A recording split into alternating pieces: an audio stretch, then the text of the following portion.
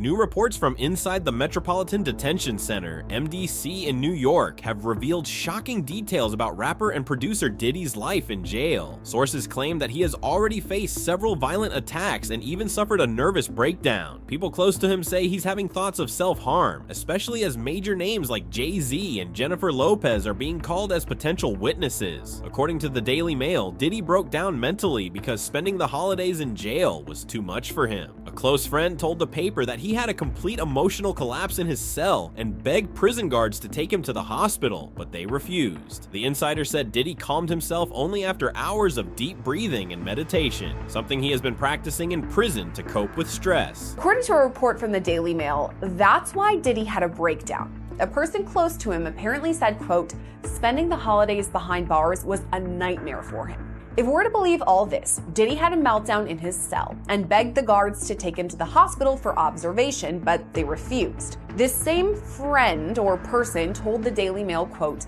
"He eventually managed to calm himself down with the meditation technique he's been using while he's been behind bars. It took him a few hours of deep breathing and focusing to get out of the bad space he was in, but he finally managed it." This is not the first time his mental health has been a concern. When Diddy first arrived at MDC, he was placed on suicide watch, a special condition for inmates at risk of harming themselves. Later, he was moved to a protective unit, but he's now living in general population, the section where most inmates are kept. It was here that he reportedly had another breakdown. Sources say Diddy's dark past is catching up with him. Several lawsuits have been filed by other inmates, and disturbing testimonies have started coming out. One of the most shocking stories comes from Jonathan I., a man who says Diddy kept him as a sex slave. Jonathan, who was once arrested after a 2018 shooting at Trump's Doral golf course, told investigators that Diddy forced him to commit crimes and that Hollywood's gay mafia was involved. Some of Diddy's former friends believe he might not survive prison. They say he's not mentally strong enough to handle long years behind bars after living a life of luxury. One even said Diddy might pull an Epstein, meaning he could take his own life. Others think if he ever gets transferred to a softer prison camp, he might cope. But in a tough prison like MDC, survival will be hard. Another inmate, Cardalou Smith, has also accused Diddy of serious crimes. Cardalou, who's serving time for sexual assault, claims Diddy framed him for it. He says he won a $100 million lawsuit against Diddy, though Diddy's lawyers are trying to overturn it. Cardalou also alleges that in 1997, Diddy assaulted him at a Holiday Inn in Detroit, recorded the act, and even showed the footage to Jennifer Lopez. He claims J-Lo knew about it, but stayed silent. In court filings, Cardalou stated that J-Lo would be called as a key witness, as she was aware of the video showing Diddy's assault on him. But going back to Cardalou Smith's filing, his notice says that Jennifer Lynn Lopez, a.k.a. J-Lo, a.k.a. Jenny from the Block, quote, will be called as a material witness and expert to Sean Combs' viewing, possession, and distribution of his sexual assault upon the plaintiff in 1997 and the orders of defendant Sean Combs forcing Jennifer Lopez to remain silent about the videotaped sexual assault of plaintiff by defendant. Plaintiff states that the material witness Jennifer Lynn Lopez, also known as J-Lo and Jenny from the Block, was engaged in a relationship with the defendant Sean Combs during 1999 and 2001, and that the sexual assault of the plaintiff was recorded, distributed, and held by the defendant at his New York residence and recording studio.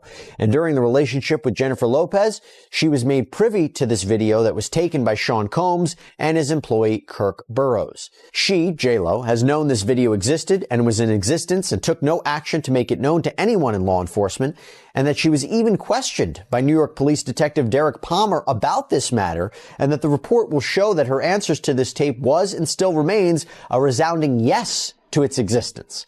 He also said a New York detective named Derek Palmer questioned J-Lo about it, and she allegedly confirmed the video's existence. Diddy's legal team has denied these claims and demanded the entire case be dismissed, but Smith has filed a 200-page response defending his story. Smith's statement also accuses Diddy of using threats of violence and murder to keep him silent. He says he only came forward after Homeland Security raided Diddy's homes, which made him feel safer. He argues that fear for his life delayed his report and that this fear fear should override any time limits on filing the case. Smith also says that even in prison, guards and inmates threatened him on Diddy's behalf. Meanwhile, the list of lawsuits against Diddy continues to grow. His bail request of $50 million was denied by the judge, even though it was co-signed by his family and backed by his Miami mansion. The judge cited the serious nature of the charges, racketeering, sex trafficking, and witness tampering, which as reasons to keep him locked up. Prosecutors claim Diddy and his team tried to bribe or threaten witnesses to stop them from cooperating. Legal experts say that if this is true, it's a major reason why Diddy was refused bail. Judges take witness tampering very seriously, and this could completely destroy his chances of getting out before trial.